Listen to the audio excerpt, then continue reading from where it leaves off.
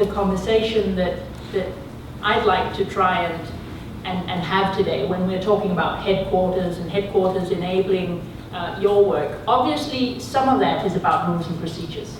And we need to remove the bottlenecks and we need to focus on them and we need to see how we can make shortcuts to remove those and we'll get to that. But a lot of it is also just doing it. And we know that the reason why we've had success in the past with delivering as one, it's because of countries taking the leadership and just doing it and trying and overcoming those bottlenecks. I think one of our biggest challenges today is when we had the 8 pilots, we all agreed that we would waiver whatever rules and procedures got in the way of that. As long as it was a pilot, that was fine. But now it's mainstream. And now some of our legacy rules and procedures are actually getting in the way of delivering as one. Most of our rules and procedures, individual agencies as well as collective rules and procedures, are based on the normal that no longer exists. So the challenge to all of us is to create the rules and procedures that fit that ecosystem that is no longer the normal. The normal is fast-growing, middle-income countries all over the world, no longer the specific, only a few countries in the world in Asia and Latin America. They're everywhere. And then those in deep crisis, conflict, protracted disaster periods, etc., that undermine the fundamental sustainable development gains of any development gains of the past. So that's also something that we have to look at. What can we do to change our policies and procedures and buckets of rules for each other to make that happen? I think it's important for us to recognize the financing of the RC system, and I think this is one of the changes that we had to go to, is recognizing that we need to contribute, and UNAIDS is fully committing to advancing delivering as one by contributing resources to the RC system. So if you think about UNAIDS as a mini delivering as one, what we're also doing is to see how much more we can push beyond where we are. And somebody mentioned M&E this morning.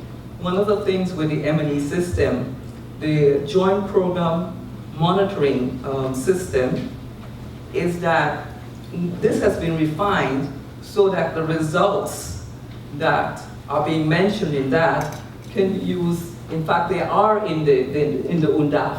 So it's aligned the joint program monitoring system with the UNDAF. So it means that the co-sponsors can then report on the UNDAF and report on the joint program together, and that avoids duplication. A second issue is how do we learn from the UNAIDS principles of equity and multi-sectoral engagement, the governance, mutual accountability.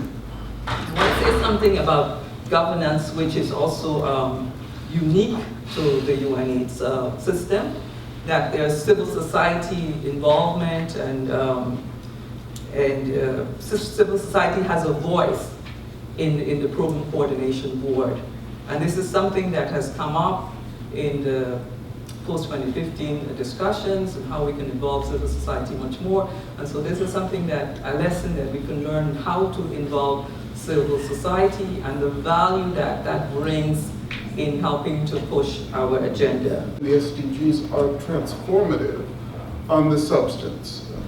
When you look at the MDGs, where it was, the target was having a proportion of people in hunger, and now you look at the Secretary General's Zero Hunger Challenge, you look at the SDGs, you have a definition by member states, if it's approved in the current form in Goal 2, of what ending hunger means. So that you have a goal of ending hunger, and then you have 5 targets 4 are particularly relevant to us that define what that means. So for us, substantively, this is transformative for us as an agency, and we are aligning all of our programs, our strategic plan, our country engagements, along the lines of the SDG targets. Something we didn't do for the MDGs, but this is the way we're approaching the SDGs. So really on the substance, it's transformative. What that means also for us is that we're focused very much on what the countries are trying to achieve. So the countries are establishing targets. They need to meet the targets they're setting. We have an obligation to help them achieve that. And that's the way we're structuring our programs now at country level. Also, we recognize we can't do that alone. So we're actually building in now into our programs an analysis for the things that we're focused on, of what else is happening in the country and what are other agencies doing. So it's not that we're operating in a vacuum. What are other agencies doing? We're also making the point that it's not enough to have key performance indicators by WFP, which we achieve, but then the country doesn't achieve its targets. Then that's a failure. So it's not just about what we as an agency do, it's about what the country is able to achieve, and that requires progress from partners, especially UN partners. So this is a revolution for us on the substance.